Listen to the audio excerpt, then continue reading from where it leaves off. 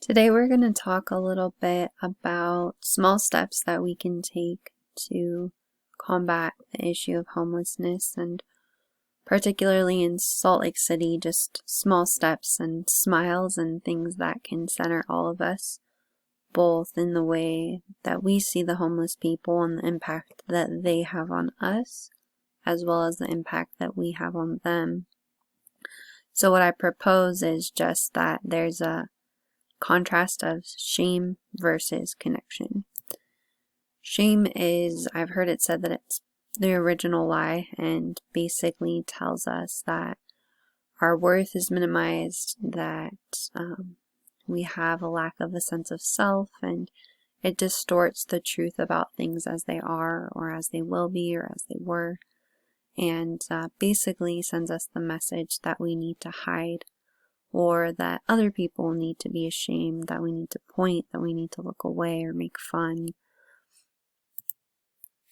One study that I came across as I was researching this project was from a thesis study, and this man observed that 77% of his homeless sample had at least one schizoid trait. There's a lot of mentally ill people on the streets, whether it's depression or actual schizoaffective disorder or schizophrenia.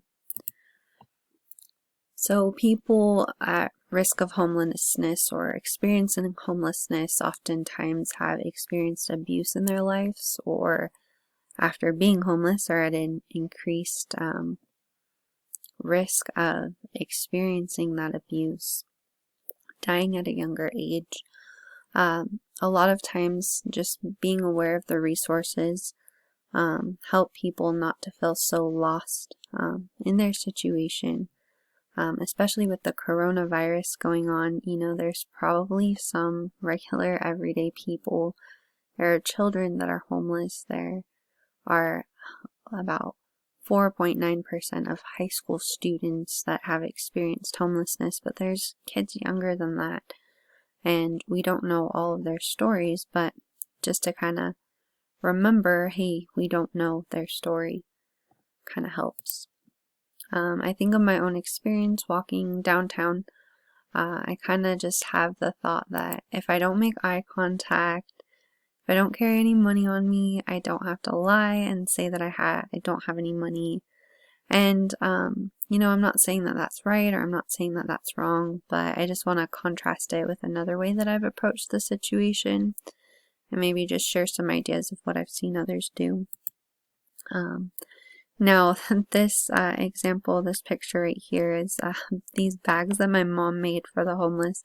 I think that's pretty intense. I don't know if I would do all of that, maybe just on a super smaller scale. For me, I've decorated things and just put a little note. I've seen lately where there are people that have decorated rocks and placed them in random places.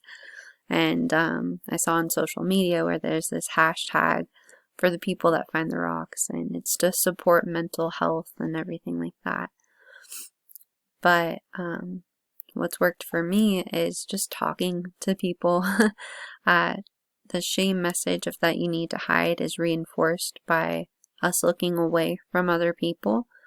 And if we instead just look toward them and smile, what works for me is to say, just the truth, hey, I don't have any money, or I don't want to give you any money, but I really enjoy the moon. That's so beautiful. Don't you enjoy it too? Just something to let them know that they're a person in your eyes can really, really help. Really helps fit the pieces of our soul back together.